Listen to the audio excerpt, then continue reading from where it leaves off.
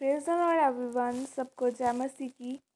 आइए मैं आप सभी के लिए उस पवित्र और सामर्थ्य वचन को पढ़ती हूँ, जो वचन हमें परमेश्वर के दास अपोस्टल अंकुर यूसुफ नरूला जी द्वारा और परमेश्वर की दासी पास्टर सोनिया यूसुफ नरूला जी द्वारा दिया जाता है। आइए मैं आप सभी के लिए उस पवित्र वचन को पढ़ती हूँ। अधीनगी में आशीष, जैसे कि पवित्र बाइबल उत्पत्ति 50 की 23 आयत में लिखा है, यूसुफ अब्राहम के परपोतों तक को देखने पाया और मनश्शे के पोते जो माकीर के पुत्र थे वे उत्पन्न हुए और यूसुफ ने उन्हें गोद में लिए। आमीन। मेरे प्रियो, परमेश्वर ने कहा कि मैं अपने वचन को भेजकर अपने लोगों को छुड़ाता हूँ और बचाता हूँ।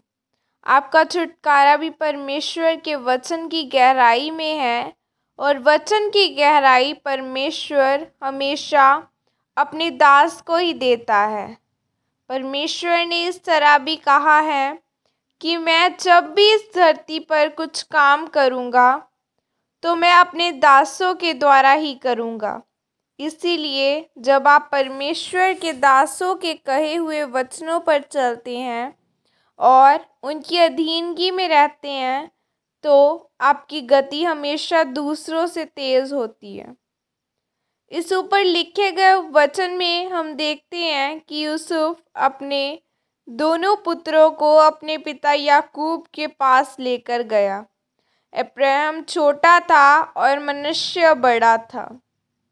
यूसुफ ने अपने बड़े बेटे मनश्शे को याकूब के दाहिने हाथ और छोटे बेटे अब्राहम को बाएं हाथ रखा, ताकि जब याकूब उनको आशीष दे तो वह अपने दाहिने हाथ को बड़े के सर पर रखे और बाएं हाथ को छोटे के सर पर रखे। बाइबल बताती है कि याकूब ने अपना दाहिना हाथ अब्राहम के सर पर रखा और अपना बायां हाथ मनश्शे के सर पर रखा। फिर यूसुफ ने अपने पिता से कहा कि हे पिता, ऐसा मत कर, मनश्शे बड़ा है, इसीलिए अपना दाहिना हाथ उस पर रख। याकूब ने कहा कि नहीं, मनश्शे से तो बड़ी बड़ी जातियां उत्पन्न होगी, पर जो छोटा है जिस पर मैंने अपना दाहिना हाथ रखा है यह सबसे ज़्यादा श्रेष्ठ होगा। जब हम उत्पत्ति 50 की 23 को पढ़ते हैं तो यहाँ पर हम याकूब के द्वारा बोले गए उन वचनों को पूरा होते हुए देखते हैं कि यूसुफ अब्राहम के परपोतों तक को देख पाया और मनश्शे के पोतों को देख पाया। आप इसमें यह देखेंगे कि छोटे के परपोते भी हो गए और बड़े के अभी पोते ही पैदा हुए हैं। मेरे प्रियो, जो आपके परिवार में बड़ा है उसकी शादी पहले होती है और बच्चे भी पहले उसी के होते हैं, पर इस वचन में लिखा है कि छोटा जिस पर आशीष ठहराई हुई थी वो अपनी ज़िंदगी में दूसरों से तेज़ गति में आगे बढ़ा। मेरे प्रियो, अगर आपकी गति तेज़ नहीं है तो यह परमेश्वर की मर्ज़ी नहीं है। परमेश्वर चाहते हैं कि आपकी ज़िंदगी में देरी का आत्मा न हो।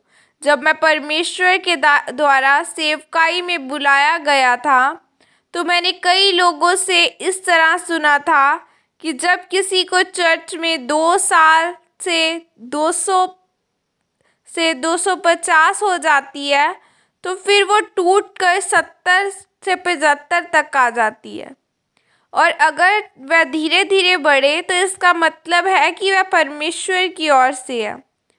तब मैंने कहा ऐसा नहीं हो सकता। प्रेरितों के काम की किताब में लिखा है कि कलीसियाओं की गिनती इतनी बढ़ गई थी कि कलीसिया गिनती में नहीं आती थी।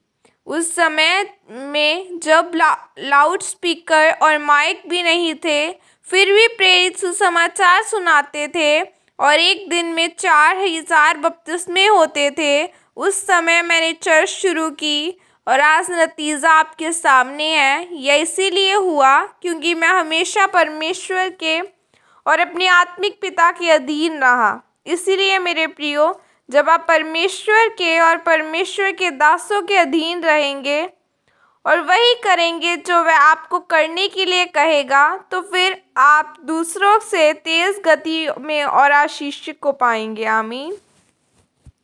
और ये अंगीकार आपकी तरफ से किया जाए। सर्वशक्तिमान परमेश्वर, मैं आपके इस महान वचन के लिए पिता आपका धन्यवाद करती हूँ।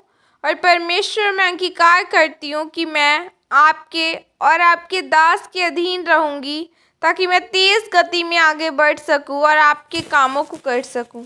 प्रभु यीशु मसीह के सामर्थ्य नाम में मांगती हूँ। आमीन। सबको जय मसीह की। God bless you all.